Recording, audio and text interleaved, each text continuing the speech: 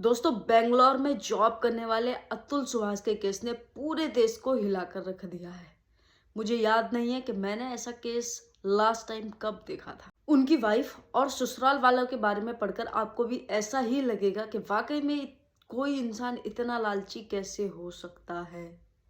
उन्होंने मरने से पहले, जब उन्होंने सुसाइड किया उससे पहले उन्होंने 40 पन्नों का एक पूरा नोट लिखा और 1 घंटे 20 मिनट 46 सेकंड की एक पूरी वीडियो बनाई और उसमें बताया कि उन्हें कैसे हरेस किया जा रहा। इससे पहले कि हम लोग ये जाने कि ये पूरा मामला क्या है, उससे पहले ये जान लेते कि अतुल सुभाष कौन है और ये पूरा मामला क्या है।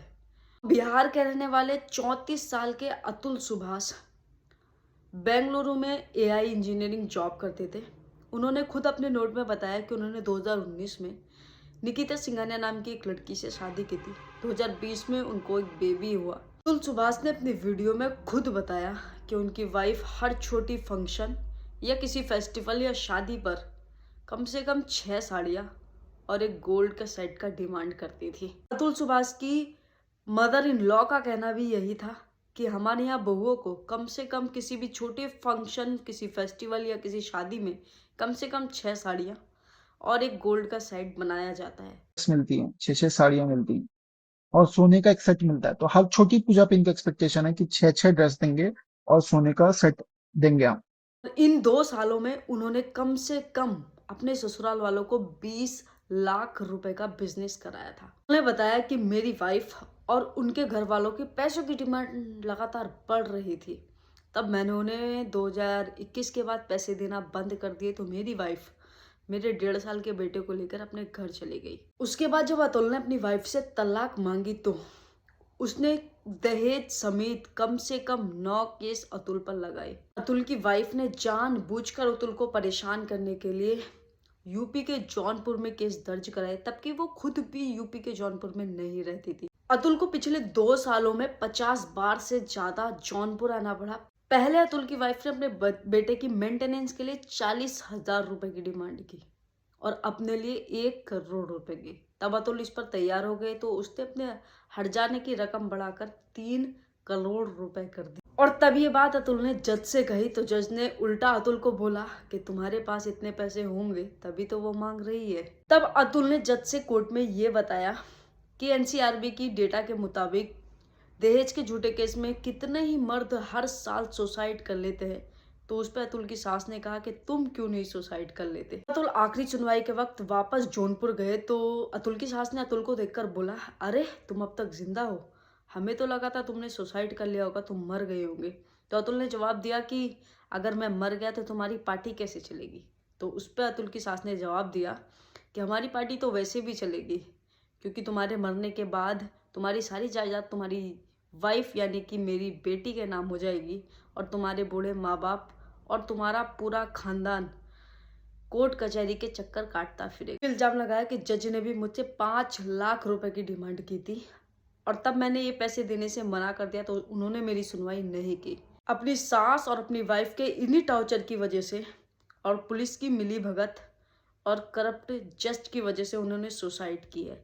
उन्होंने अपनी जो वीडियो बनाई है 1 घंटे 20 मिनट 46 सेकंड की, उसमें उन्होंने साफ साफ मेंशन किया है अगर मुझे तब तक मुझे इंसाफ नहीं मिल जाता तब तक मेरी अस्थियों को ना बहाया जाए और अगर मुझे इंसाफ नहीं मिलता तो मेरी अस्थियों को कोर्ट के बाहर किसी गटर या किसी नाले में बहा दिया जाए। होने के बाद भी अगर कोर्ट, ये जज और मेरे बाकी के हरासर्स को पनिशमेंट नहीं देती है और बरी कर देती है, तो मेरा जो अस्थि है वहीं कोर्ट के बाहर किसी गटर में बहा देना चाहिए।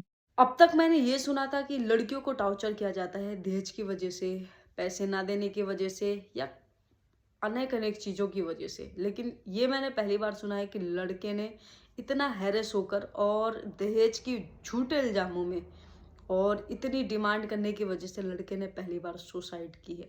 ऐसे तो कई केस में हुआ है, ये कोई पहला केस नहीं है। सुसाइड करने से पहले उन्होंने अपने बेडरूम में 2 पेपर लगाए थे, जिसमें पहला पेपर था जस्टिस इज ड्यू, यानी कि जो उनका जस्टिस है वो भी ड्यू है।